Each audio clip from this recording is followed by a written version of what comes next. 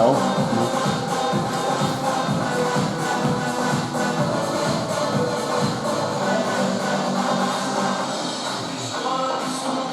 Держи, держи, держи. А нет. Чуть-чуть вперед потянув.